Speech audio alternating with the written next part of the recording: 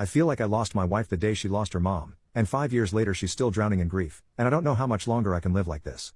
Yeah, I know, everyone is fired up at the title and ready to tell me what a jerk I am.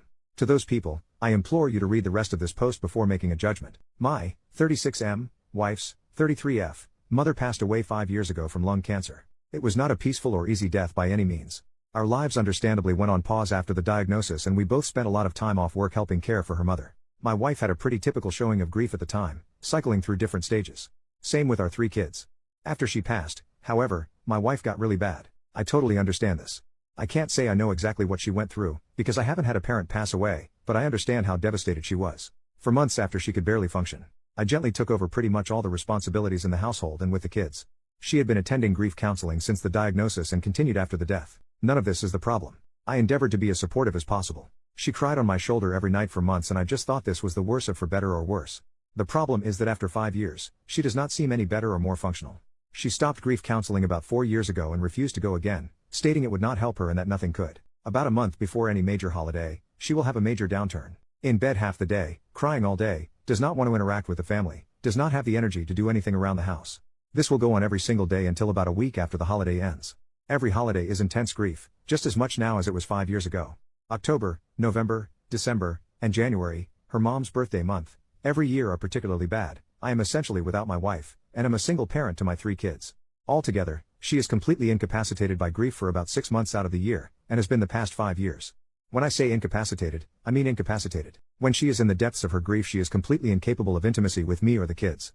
There is no cuddling, spending time with us, going on family outings. I don't get any intimacy for half the year. I've stopped asking her if she wants to talk about it because she can't get any words out between sobs if she tries. What hurts the most is that the kids have stopped asking or being concerned at this point. If they see their mom in bed when they get home, they just go about their day and might casually mention, "Oh, mom is sad today," if they're siblings, or I ask where she is. They don't really seek affection with her anymore, because they rarely get anything more than tears. I've discussed this with therapists, my parents, friends, etc., and I know all the rebuttals people have for this, so let me preempt them. 1. She is unwilling to go back to therapy for grief counseling or to see a doctor for depression. Yes, I know she's severely depressed. I can't force her to go to the doctor. I've tried so much. 2. Yes, it really is just as intense as it was 5 years ago. 3. No, I never tell her to get over it or blow her off. On my worst days I just give space and leave her be. Most days I try to offer her some comfort. If you want to judge me for leaving her alone, whatever, but know that I feel like I essentially have caretaker fatigue at this point.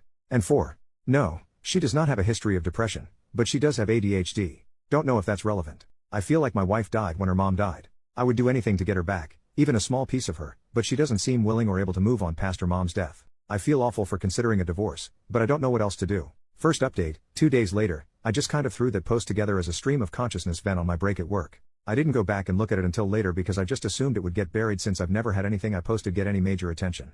And, honestly, I thought I was going to get eviscerated in the comments for being insensitive or uncaring. I was floored by the number of responses and really kind DMs I got and felt a little overwhelmed at the idea of responding to them all, so I figured I would post an update here. A few people mentioned I should have her involuntarily admitted to a medical facility. I didn't mention in the original post, but I did ask our family doctor about that maybe a year ago, and he told me that unless she is a threat to herself or others, it's unlikely to happen.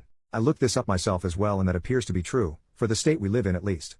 I do agree that she needs medical treatment. I suspect that during her year of grief counseling after her mom's death that she was not honest with her counselor. I have a distinctly sad memory of her coming home after one of her last sessions and telling me that her counselor said she probably wouldn't need to go much longer. Then she went and laid down on the bed and cried. I haven't been able to convince her to go back to counseling. However, I'm glad I posted to Reddit, because somehow I hadn't really considered that she might need more intensive treatment than just counseling. I also saw one comment that scared the hell out of me, that she may do something drastic if I give her a divorce ultimatum. With those things in mind, I don't think doing that is the way to go. Instead, I'm planning to write her a letter explaining how we need her back, and that we love her and care for her deeply, but she needs more help than we can provide alone, and tell her that she needs to go to the doctor and be honest about what she's been going through.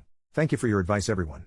Second update, 6 days later. I wasn't planning to post again but got a lot of supportive messages asking for an update, so here we go. My soon-to-be ex-wife has completely lost her freaking mind. After my last post I spent a couple of days writing the letter to her. In it, I explained that the kids and I love her dearly, and that we're concerned for her. I outlined all the worrying behavior and told her that I believe she needs to seek additional medical care. I explained that it sounded like she had complex grief. Thank you everyone who pointed that out, and that the grief therapy she went to years ago was insufficient to help her get through it. I did not say anything about potentially divorcing her, but did say that the kids can't continue to live in their current situation. It was a long letter and I don't really feel like transcribing it here. I read the letter to her the same night I finished writing it after the kids had gone to bed.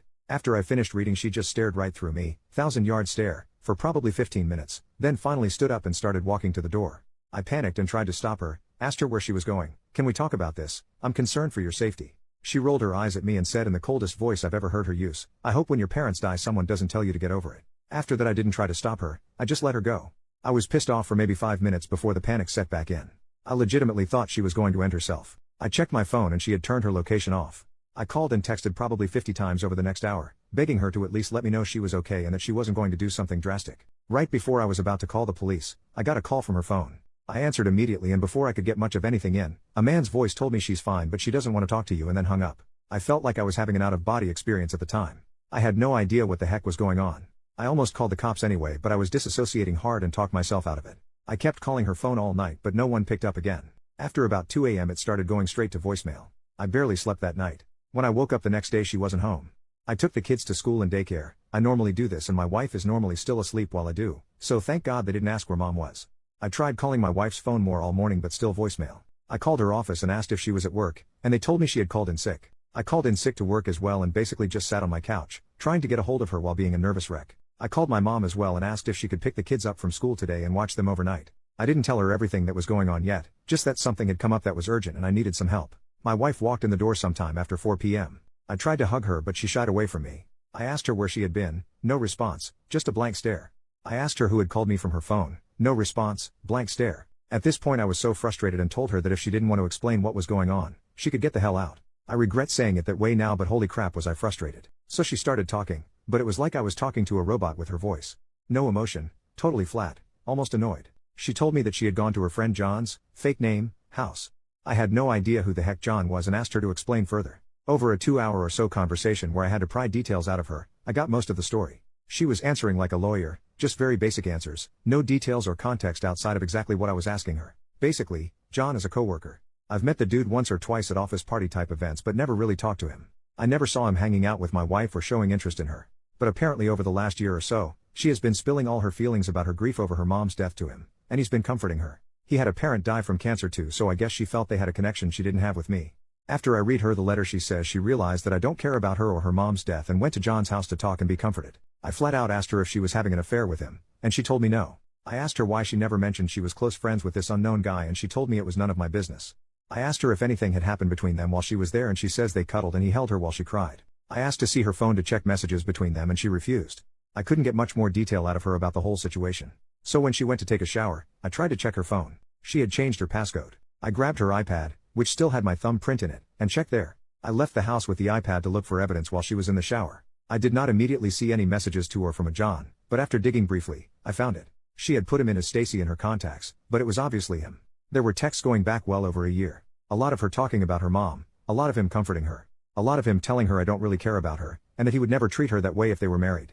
All of her replies were in agreement. A lot of texts from her complaining about me. A lot of him trash-talking me. The night she left, she had texted him, "Screw it, I'm on my way over if the offer is still there," followed by an immediate yes. Reply. Then the next morning, a text from her to him saying if he asks, "We just talked." I threw up out my car door in a Walmart parking lot for 20 minutes. I came home and found her on the couch on her phone, totally unconcerned or unaware I had even left. I told her that I knew, and that she needed to leave. Again she just stared at me for a while, not responding, until I got aggravated and told her to get the hell out of the house. She immediately got up, told me John was right about you, and left. I haven't seen her since. I told the kids she went to visit her parents. I don't know what to tell them, but I have to tell them something soon. I don't really even know what to do. Ostensibly I need to divorce her, but going through custody, child support, etc. is dizzying.